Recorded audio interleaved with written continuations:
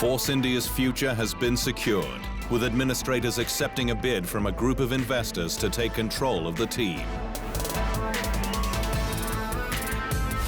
They were placed into administration on the eve of the Hungarian Grand Prix by driver Sergio Perez, one of the team's creditors, in order to stave off a wind-up order over mounting debts.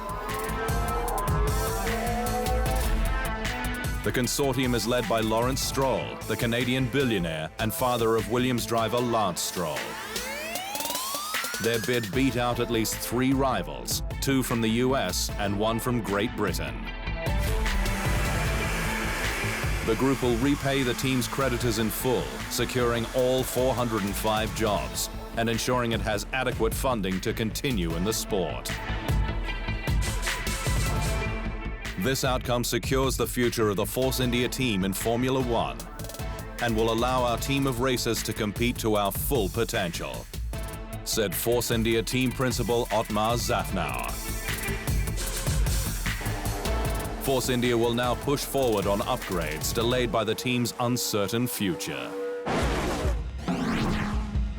Red Bull has all but ruled out hiring Fernando Alonso for 2019.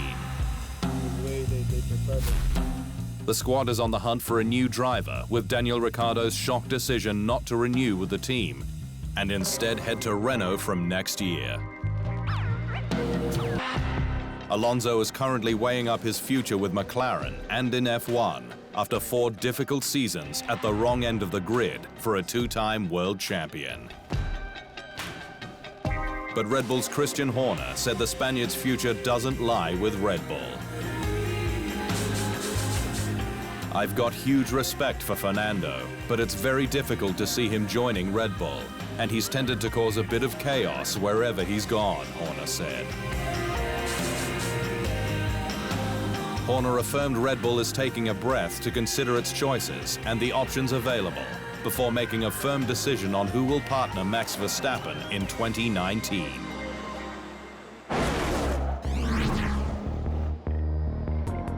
Meanwhile, McLaren's preference for experience over youth for season 2019 is being reflected in its wish to retain Alonso.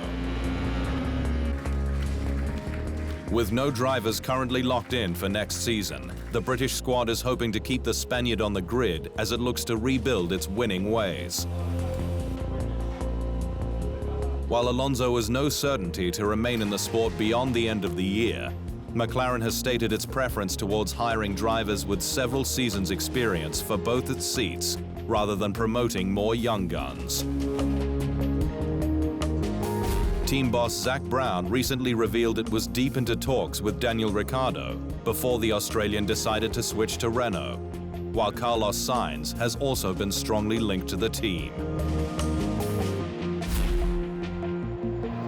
Although McLaren has impressive F2 racer Lando Norris on its books, Brown said the team simply isn't competitive enough to risk filling its roster with drivers shy on Formula One experience.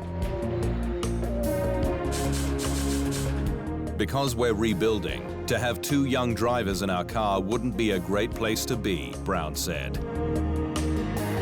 If we had a better racer, then you might take a risk with 2 younger drivers because you've given them good race cars.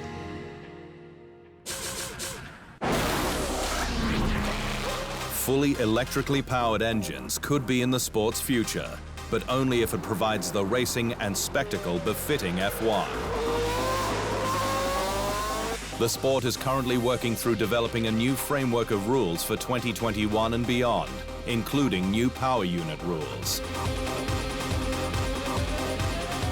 Although full electric engines won't come as soon as that, they are something F1 sporting boss Ross Brawn isn't averse to, looking 5 to 10 years into the future. Formula One is the pinnacle of motorsport, he said.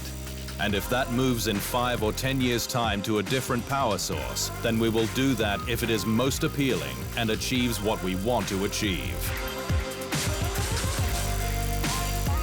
Brawn also said 2021 would be unlikely to see a return to sonically pleasing V8 or V10 internal combustion engines, fearing such a move would polarize F1 and split it apart.